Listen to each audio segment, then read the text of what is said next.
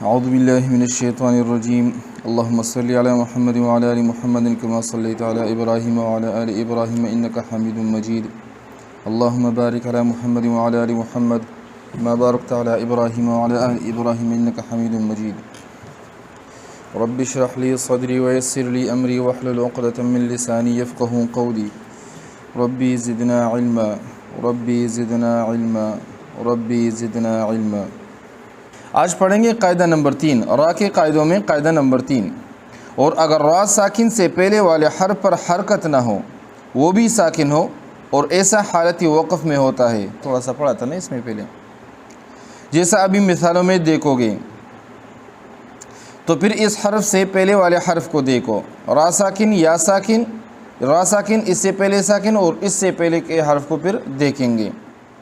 اگر اس پر زبر یا پیش ہو تو را کو پر پڑھو، جیسے لیلۃ القدر اور بکم العسر، کہ اس میں را بھی ساکن اور دال اور سین بھی ساکن اور قاف پر زبر اور عین پر پیش ہے۔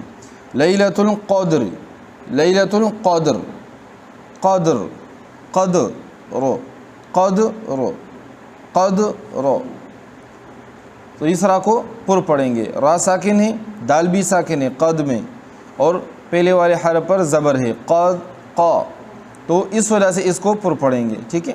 لیلۃ القدر اور بکم العسر، بکم العسر، بکم العسر۔ وقف کیا ہوتا ہے؟ جب آپ کہیں پر آپ کی سانس ٹوٹتی ہے یا آپ کہیں پر رکنا چاہتے ہیں، تو ادھر جب آپ نے رکنا ہے تو ہر حرف کو ساکن کرنا ہے، جیسے ہم کہتے ہیں الحمدللہ رب العالمین، الرحمن الرحیم، تو کیا ہے؟ الحمدللہ رب العالمین الرحمن الرحیم، ٹھیک ہے۔ تو جہاں پر آپ نے رکنا ہے ادھر آپ نے کیا کرنا ہے؟ سکون دینا ہے، رکنا ہے۔ بکم العسر، ہاں پڑھو، کیسے پڑھو گے؟ بکم العسر، بکم العسر، عسر نہیں پڑھیں گے، ٹھیک ہے، عسر نہیں پڑھیں گے، اکثر لوگ ایسے پڑھتے ہیں، غلط ہے۔ بکم العسر، اور یہ والعصر میں زیادہ لوگ غلطی کرتے ہیں، والعصر، والعصر، تو لوگ کیا کہتے ہیں؟ والعصر، عصر، غلط ہے۔ را بھی ساکن تو صاد بھی ساکن ہے، والعصر، والعصر، والعصر، ٹھیک ہے۔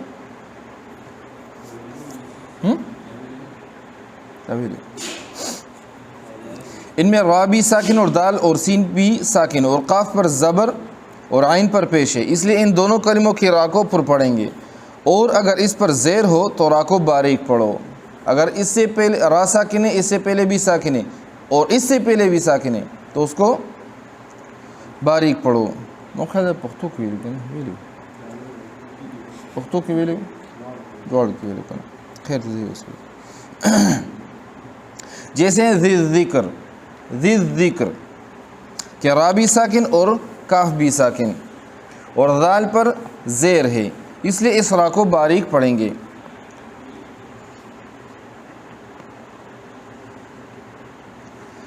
تنبیہ نمبر 1، لیکن اس را ساکن سے پہلے جو حرف ساکن ہے، اگر یہ حرف ساکن یا ہو تو پھر یا سے پہلے والے حرف کو مت دیکھو۔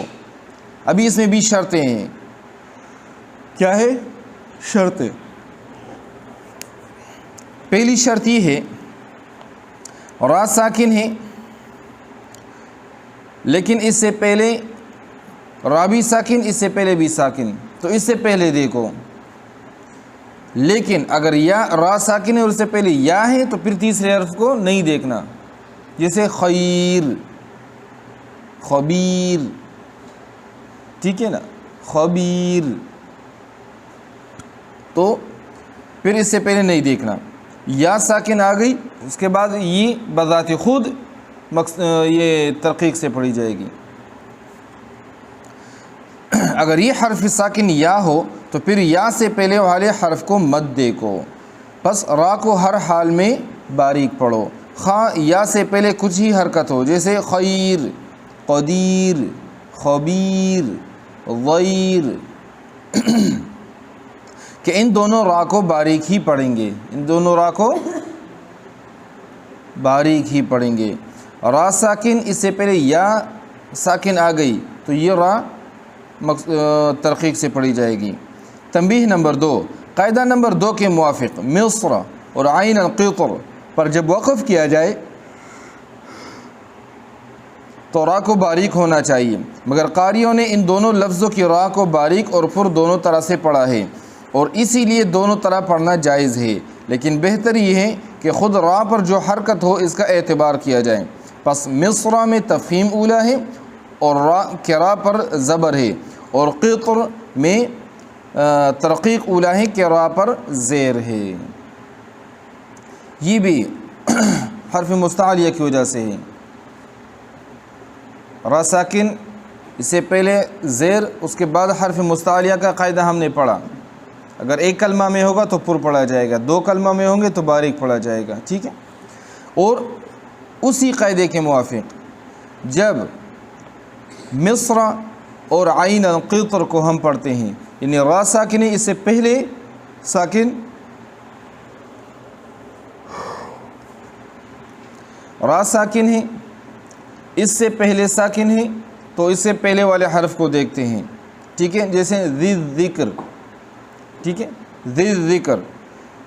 تو اس قاعدے کے موافق اگر اس سے پہلے حرف مستعلیہ ہے، یعنی صاد ہے یا طا ہے، تو پھر اس حرف کے اپنے حرکت پر اعتبار کیا جائے گا۔ تو مصر اور عین القطر، تو مصر میں را پر زبر ہے، اگر اس پر وقف کریں گے تو اس کو پر پڑھیں گے، ٹھیک ہے، اور عین القطر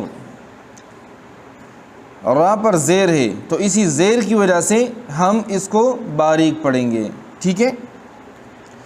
اس قاعدہ نمبر 2 کے موافق لفظ مصر اور عین القطر پر جب وقف کیا جائے گا تو را کو باریک ہونا چاہیے، باریک ہونا چاہیے، کیونکہ اس سے پہلے زیر آیا ہے، را ساکن ہے، اس سے پہلے حرف ساکن ہے، اور اس سے پہلے حرف کو دیکھنا پڑے گا، اگر زیر ہے تو را باریک ہے، اگر زبر ہے تو را پر ہے۔ لیکن اس میں دو باتیں ہیں، لیکن مگر قاریوں نے ان دونوں لفظوں کی را کو باریک اور پر دونوں طرح پڑھا ہے، اس لیے دونوں طرح پڑھنا جائز ہے۔ تو مصر، مصر، مصر اور عین القطر، را کو پر اور باریک دونوں طرح سے پڑھنا جائز ہے، لیکن کیا ہے، مصر میں را پر زبر ہے، اس کا لحاظ کر کے اس کو پر پڑھو، اور عین القطر را پر زیر ہے، اسی زیر کی وجہ سے اس کو باریک پڑھو، عین القطر۔ پس مصر میں تفخیم اولا ہے کہ را پر زبر ہے، اور قطر میں ترقیق اولا ہے کہ را پر زیر ہے، اور دونوں طرح بھی پڑھنا جائز ہے، پر اور تفخیم دونوں طرح سے پڑھنا جائز ہے۔ تنبیہ نمبر 3، اس قاعدہ نمبر 3 کی بنا پر سورۃ الفجر میں اذا یسر پر جب وقف ہو تو اس کی را مفخم ہونا چاہیے، لیکن بعض قاریوں نے اس کے باریک پڑھنے کو اولا لکھا ہے، مگر یہ روایت ضعیف ہے۔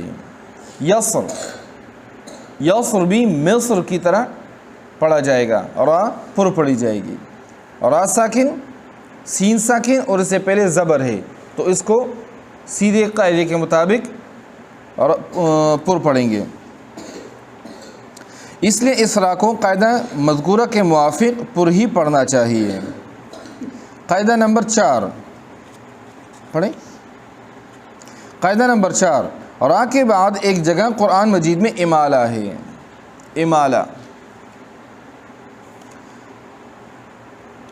تو را کی اس حرکت کو زیر سمجھ کر را کو باریک پڑھیں، اور وہ جگہ ہے بسم اللہ مجریہا، بسم اللہ مجریہا، اصل میں ہے مجراہا، اصل میں کیا ہے، مجراہا، لیکن ادھر اس میں امالہ ہے، اور یہ بھی ساری روایتوں میں سے نکال کے ایک جگہ پہ قرآن میں لکھا ہوا ہے، روایت حفص میں، روایت حفظ میں ایک امالہ ہے، باقی روایتوں میں ہے، 7 قراءات جو ہے نا اس میں ہے امالہ بہت ہے، لیکن انہی روایات سے ایک لفظ مجریہا یہ لیا گیا ہے۔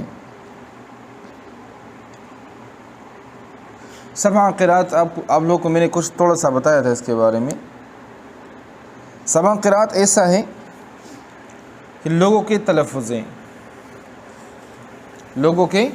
تلفظ ہیں، جیسے ہم جو پشتو بولتے ہیں اس میں، اور جو توڑیر میں یا مانکئی میں یا جلسائی میں بولی جاتی ہے پشتو، اس میں فرق ہے نا۔ اسی طرح اگر آپ گدون کی طرف جاؤ، ادھر کا لوگوں کا لہجہ الگ ہے، سوات کی طرف جاؤ لوگوں کا لہجہ اور تلفظ الگ ہے، ٹھیک ہے نا۔ پشتو میں ایک لطیفہ سناؤں گا، اس پہ قصہ سناؤں گا۔ اور ٹوپی کی طرف جاؤ تو اس طرف کا لہجہ الگ ہے۔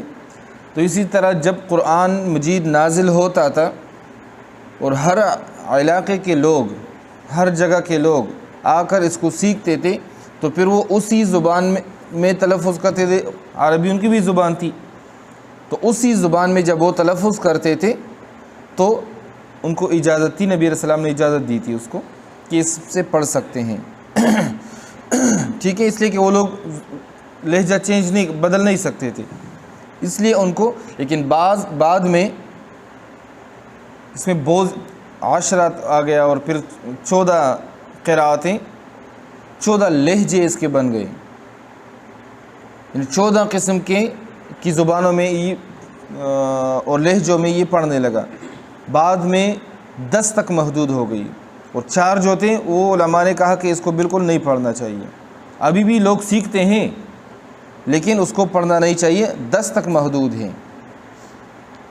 اور اس میں سے 7 قراءتیں جو ہیں، 7 لہجے جو ہیں وہ متواتر کے ساتھ آئے ہیں، تواتر کے ساتھ آئے ہیں، یعنی کہ اس کو بالکل اسی میں قرآن مجید آپ پڑھ سکتے ہیں۔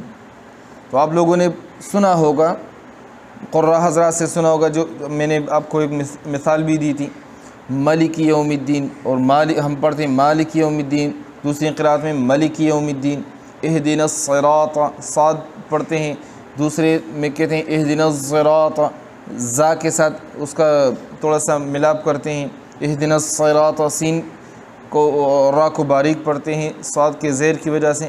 تو ان لہجوں کی وجہ سے قرآن ابھی 7 حروف یا 7 لہجوں میں پڑھا جا سکتا ہے، لیکن اس کو سیکھنا ہے، وہ اس کے لیے پورا 1 سال کا کورس ہے، اصول ہے اور فروش ہے، ٹھیک ہے نا۔ تو اسی طرح یہ مجریحہ جو ہے یہ بھی ایک لغت ہے، وہ ایک لہجہ ہے ان میں سے۔ تو اسی لہجے کا ایک لفظ قرآن مجید میں روایت حفظ میں لیا گیا ہے،